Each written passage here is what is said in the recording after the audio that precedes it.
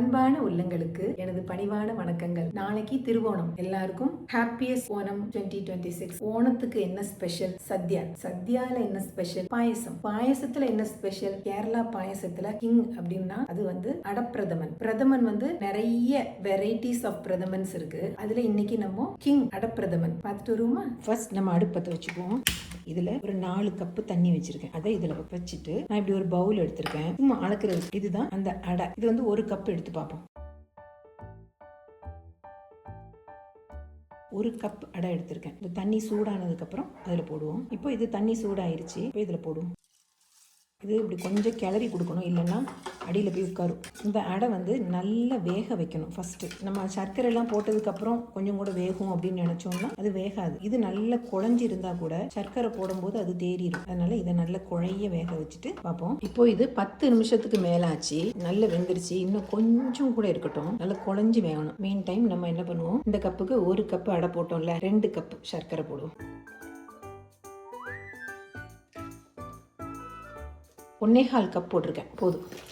ஏன்னா இதில் லாஸ்ட்டில் கொஞ்சமாக சுகர் போடணும். அதுக்காக கம்மியாக போதும். ஸ்வீட் நிறைய வேணுங்கிறவங்களுக்கு நிறைய போட்டுக்கோங்க. இதில் வந்து ஒரு 1/4 கிளாஸ் தண்ணி, நிறைய தண்ணி ஊற்றணும்னா அப்புறம் அது வரட்டிக்கிட்டே இருக்கணும். அதனால 1/4 கப்பு தண்ணி ஊற்றிட்டு இந்த அடுப்பில் நான் இப்பயே வைக்கிறேன். ஏன்னா நான் சொல்லியிருக்கேன்ல, எங்கள் வீட்டு அடுப்பு வந்து ரொம்ப கம்மியாக தான் எரியும். இந்த அடுப்பில் இப்பயே வச்சிருவோம். இது ரெடி ஆயிருச்சு. இது இப்போ வெந்துருச்சு இல்லையா? அடிக்கிறதுக்கு முன்னாடி இது பாருங்க கொஞ்சமாக நெய் ஊற்றணும். அப்போ இது வந்து ஒன்னோட ஒன்று ஒட்டாமல் வரும். இப்போ இதை எடுத்துட்டு இந்த உருளி வச்சிருவோம். உருளி சூடாயிட்டு இருக்கட்டும். இப்போ இந்த அடை இருக்குல்ல, அதை இந்த அரிப்பில் ஊற்றுவோம்.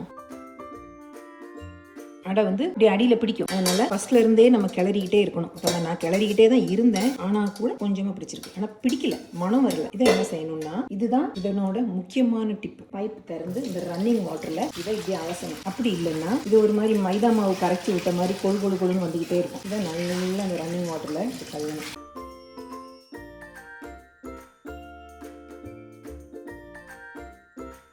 இப்போ இந்த உருளி சூடாயிருச்சு. இதுல 1 ஸ்பூன் நெய் ஊற்றிட்டு இந்த வடிச்சு வச்சிருக்கோம்ல, இந்த நெய்யில வதக்கணும். இந்த மீன் டைம் நம்ம இந்த சர்க்கரையையும் பார்த்துக்கணும். சர்க்கரை வந்து கம்மியாக தண்ணி வைக்கணும். அப்போ தான் அது டக்குன்னு ஆகும். இல்லைன்னா திருப்பி இதில் போட்டு வரட்டும் போது ரொம்ப நேரம் ஆகும். இப்போது நான் இது 2-3 நிமிஷம் இதை நல்லா கிளறி கொடுத்தேன். பாருங்க, நெய்யெல்லாம் இதில் கோட்டாயிருச்சு. இப்போது இந்த சர்க்கரை பாகு அரிச்சு ஊற்றுவோம். இதில் இந்த அரிப்பிலேயே ஊற்றுறேன்.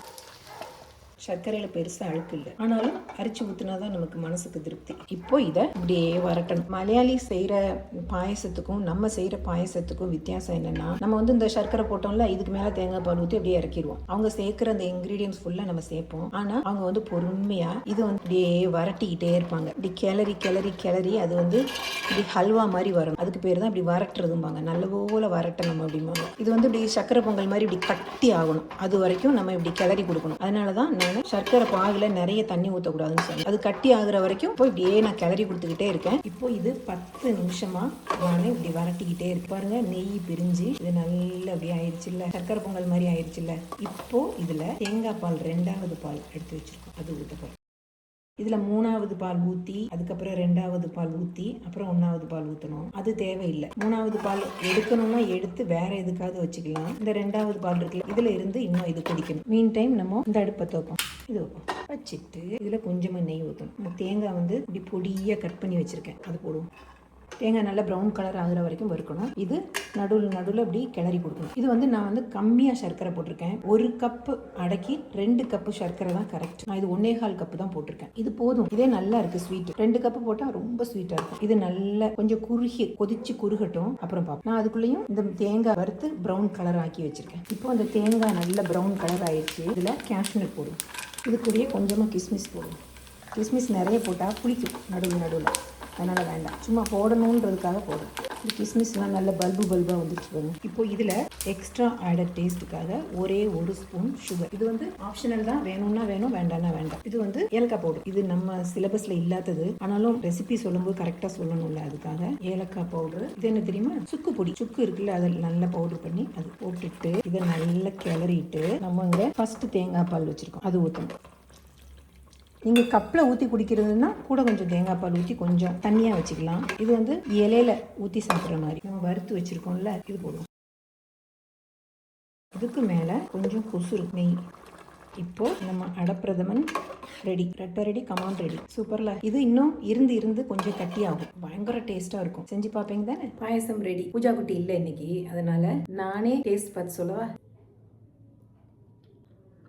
சூப்பராக இருக்குது. இது வந்து ஸ்வீட் கரெக்டாக இருக்குது. 1.25 கப்பு தான் நான் சர்க்கரை போட்டேன். 1 கப்பு அடக்கி 1.25 கப்பு போதும். இது போதும். சூப்பராக இருக்குது. ரொம்ப ஸ்வீட் இருந்தாலும் நமக்கு திகட்டும். இது அப்படி இல்லை, தேவைக்கு இருக்குது ஸ்வீட். அதே மாதிரி இதில் வறுத்து போட்டிருக்க தேங்காய், கிஸ்மிஸ், கேஷ்நட், அது ஒரு வாய்க்கு ஒன்று கிடைக்குது. இப்போ அதுவும் நல்லா இருக்கு. கடிக்க கிடைக்கும் போது அது நல்ல மனமா நல்லா இருக்கு. இந்த ட்ரிப்பு திருவோணத்துக்கு உங்க வீட்டில் அடப்பிரதமன் இல்லை பார்த்தீங்களா? இந்த பிரதமன் வந்து நிறைய விஷயங்கள் வச்சு பண்ணலாம். கடலைப்பருப்பு பிரதமன் பண்ணலாம், சிறுபருப்பு இருக்குல்ல, பாசிப்பருப்பு, அது வச்சுட்டு பண்ணலாம், பழம் வச்சுட்டு பண்ணலாம், பைனாப்பிள் வச்சுட்டு பண்ணலாம், பழாப்பழம் வச்சுட்டு பண்ணலாம், மாம்பழம் வச்சுட்டு பண்ணலாம். நிறைய வெரைட்டிஸ் ஆஃப் பிரதமன்ஸ் இருக்கு. அதுல கிங் வந்து இந்த அடப்பிரதமன். இதுல டிப்ஸ் என்னன்னா, இந்த அடை வந்து நல்லா வேக வைக்கணும், குழைய வேகணும். அப்பதான் அது வந்து ஒண்ணு சேர்ந்து இருக்கும். அப்படி இல்லைன்னா சர்க்கரை போட்டு நம்ம வரட்டும் போது சிப்ஸ் மாதிரி இப்படி தனித்தனியா வந்து நிற்கும். அப்படி இல்லாம இது குழஞ்சு வேக வச்சாதான் அது குழஞ்சி இருக்கும். பின்ன இந்த தண்ணியில கழுகுறோம்ல, அது வந்து மஸ்ட். பச்சை தண்ணி மேல நிறைய ஊத்தி கழுகணும். அப்பதான் அதுக்கு மேல உள்ள பசை போகும். அப்படி இல்லைன்னா திருப்பியும் அது நிறைய கட்டியா நிறைய வந்துடும். இப்படி தனித்தனியா நிக்காது. அப்புறம் கேரளால பாயசம் ஃபேமஸ் ஆகுறதுக்கு நான் சொல்லியிருக்கேன்ல,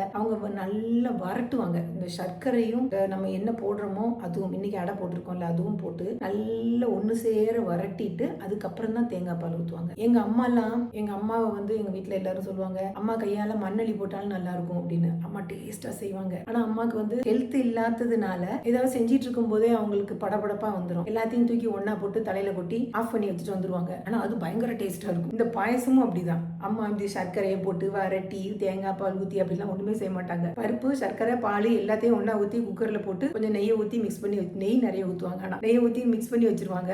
அது சூப்பர் டேஸ்டா இருக்கும். அந்த மாதிரி ஒவ்வொருத்தவங்க கைப்புண்ணியம்னு சொல்லுவாங்கல்ல, அது. இப்போ எல்லாருக்கும் മറുപടിയും ഹാപ്പിയസ്റ്റ് ഓണം. എൻ്റെ മലയാളി ഫ്രണ്ട്സിന് എല്ലാവർക്കും എൻ്റെ ഹൃദയം നിറഞ്ഞ ഓണാശംസകൾ. അപ്പോൾ അടുത്ത വീഡിയോയിൽ பார்ப்போமா? Thank you.